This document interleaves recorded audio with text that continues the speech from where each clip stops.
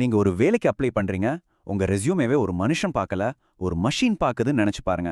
அது உங்க திறமைய வச்சு இல்ல, உங்க பேரை வச்சு உங்கள ரிஜெக்ட் பண்ணுது. இது வெறும் கற்பனை இல்ல, இதுதான் இப்போ நடந்துட்டு இருக்கு. வாங்க இந்த ஆட்டோமேட்டட் கேட் கீப்பரோட இருண்ட உலகத்துக்குள்ள போலாம். 85.1%. இந்த நம்பரை நல்லா ஞாபகம் வச்சுக்கோங்க.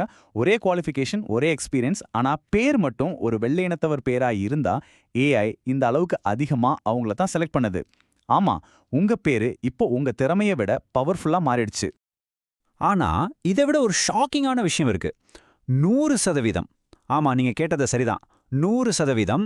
ஒரு வெள்ளையின ஆண் அப்ளிகண்ட் கூட ஒரு கருப்பின ஆண் அப்ளிகண்ட்டை கம்பேர் பண்ணும்போது ஏஐ ஒரு தடவை கூட கருப்பினத்தவரை தேர்ந்தெடுக்கல. 0.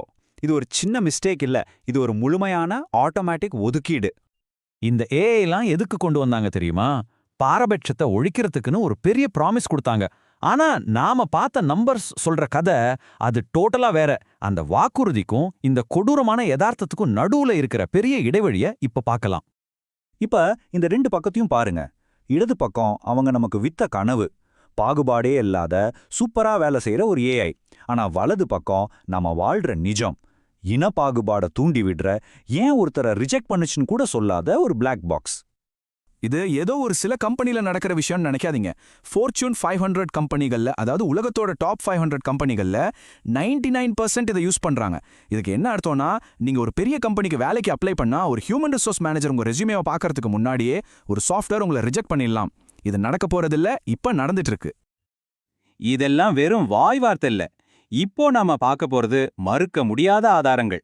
நம்பர்ஸ் பின்னாடி ஒளிஞ்சிட்டு இருக்கிற அப்பட்டமான உண்மைய வெளிச்சம் போட்டு காட்டுவோம். இந்த டேபிள கொஞ்சம் நல்லா பாருங்க. வெள்ளையினத்தவர் பெயர்களுக்கு 85.1% ப்ரிஃபரன்ஸ். அதே சமயம் கருப்பினத்தவர் பெயர்களுக்கு வெறும் 8.6%. ஆனா எல்லாத்த விட கொடுமையான விஷயம் என்னன்னா, ஒரு வெள்ளையின ஆண் கூட ஒரு கருப்பின ஆணை கம்பேர் பண்ணும்போது ஏஐ கொடுத்த சான்ஸ் 0. ஒரு சான்ஸ் கூட இல்ல. இந்த நம்பர்ஸ்லாம் வெறும் ஸ்டாட்டிஸ்டிக்ஸ் இல்ல. ஒவ்வொரு நம்பருக்கு பின்னாலையும் ஒரு மனுஷனோட கனவு இருக்கு, ஒரு குடும்பத்தோட எதிர்காலம் இருக்கு. அதனால தான் 2024லையும் 2025லையும் ஃபைலான வழக்குகள் ஒரு சட்ட போராட்டத்தையே ஆரம்பிச்சு வச்சிருக்கு. இவர்தான் டெரெக் மாப்லி. 40 வயசுக்கு மேல மாற்றுத்திறனாளி, ஒரு கருப்பினத்தவர். அவர் 100க்கும் மேற்பட்ட வேலைகளுக்கு அப்ளை பண்ணிருக்கார். ஆனா ஒரு இன்டர்வியூ கால் கூட வராம எல்லாத்துலயும் ரிஜெக்ட் ஆயிருக்கார். இப்போ இவரோட கேஸ் இவர் மாதிரி லட்சக்கணக்கான மக்களோட போராட்டமா மாறியிருக்கு. அடுத்த கதை இன்னொரு படி மேல. ஒரு திறமையான கருப்பின ஐடி ப்ரொஃபஷனல் 150 வேலைக்கு அப்ளை பண்றார், 149ல ரிஜெக்ட். காரணம் என்ன தெரியுமா? ஏஐ உங்களோட இனத்தை நேரா பார்க்க வேண்டிய அவசியமே இல்ல.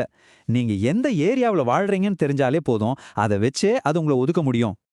வரலாத்துல முதல் முறையா ஒரு மெஷினுக்கு எதிரா சட்டம் ஜெயிச்சிருக்கு. ஐடியூட்டர் குரூப் கேஸ்ல வயசை வச்சு ஆட்களை ரிஜெக்ட் பண்ணன ஒரு அல்காரிதத்துக்காக கம்பெனிக்கு ஃபைன் போட்டாங்க. இது ஒரு முக்கியமான மெசேஜ் சொல்லுது, நீங்க ஒரு கோடுக்கு பின்னாடி ஒளிஞ்சிக்க முடியாது. இந்த கேஸை கேட்டா நீங்களே ஷாக் ஆயிடுவீங்க. ஒரு ஏஐ வீடியோ இன்டர்வியூ சிஸ்டம் காது கேட்காத ஒரு அப்ளிகண்ட்டை ரிஜெக்ட் பண்ணிட்டு சொல்லிச்சான், நீங்க நல்லா மத்தவங்க பேசுறத கவனிக்க பழகிக்கணும்னு. இது எவ்வளோ முட்டாள்தனமான பாரபட்சமான சிஸ்டம்ங்கிறதுக்கு இதுவே ஒரு பெரிய உதாரணம். கோர்ட்டோட இந்த வார்த்தைகள் ஒரு பெரிய வார்னிங் மாதிரி. அதாவது ஒரு சாஃப்ட்வேர் தப்பு பண்ணுச்சு, நாங்க பண்ணலன்னு சொல்லி தப்பிக்க முடியாது. சிம்பிளா சொல்லணும்னா, டெக்னாலஜி கம்பெனிகளும் சட்டத்துக்கு கீழே தான் வரணும். ஆனா ஒரு மிஷின் எப்படி இப்படி இனவரியோடு நடந்துக்குது?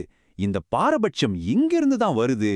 வாங்க அந்த கோடுக்குள்ள இருக்கிற இருண்ட ரகசியத்தை உடைச்சு பார்ப்போம். இது ஒரு நச்சு வளையம் மாதிரி. ஸ்டெப் 1, ஏஐக்கு நம்ம பழைய டேட்டாவை கொடுத்து ட்ரெயின் பண்றோம். ஸ்டெப் 2, அந்த பழைய டேட்டால ஏற்கனவே மனுஷங்க பண்ணின பாரபட்சம் அப்படியே இருக்கு. ஸ்டெப் 3, ஏஐ அந்த பாரபட்சத்தை அப்படியே கத்துக்கிட்டு அதை இன்னும் அதிகமாக்குது.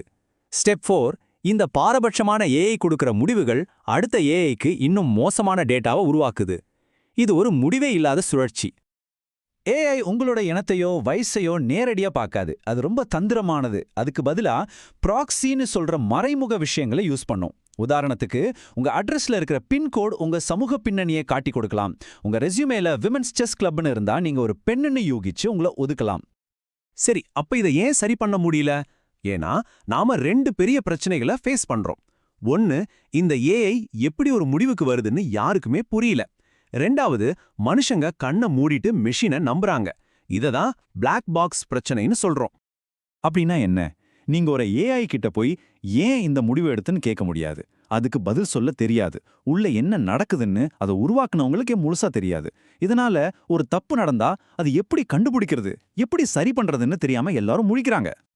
சரி, கடைசியா ஒரு மனுஷன் செக் பண்ணா எல்லாம் சரியாகிடுமே நாம நினைக்கலாம். ஆனா இந்த டேபிள் அந்த நம்பிக்கையை உடைக்குது. ஏஐ ஒரு பாரபட்சமான முடிவு எடுக்கும்போது 90% நேரம் மனுஷங்களும் ஆமா இது சரிதான்னு சொல்லிடுறாங்க. அதாவது மனுஷங்க மேற்பார்வை செய்யறதுக்கு பதிலா ஏஐயோட தப்புக்கு ரப்பர் ஸ்டாம்ப் கூத்துறாங்க. இப்போ நம்ம முன்னாடி ஒரு ரொம்ப முக்கியமான கேள்வி நிக்குது. நம்மளோட எதிர்காலத்தை, நம்ம கனவுகளை தீர்மானிக்கிற அதிகாரத்தை ஒரு கம்ப்யூட்டர் கோடு கையில கொடுக்கறது சரிதானா?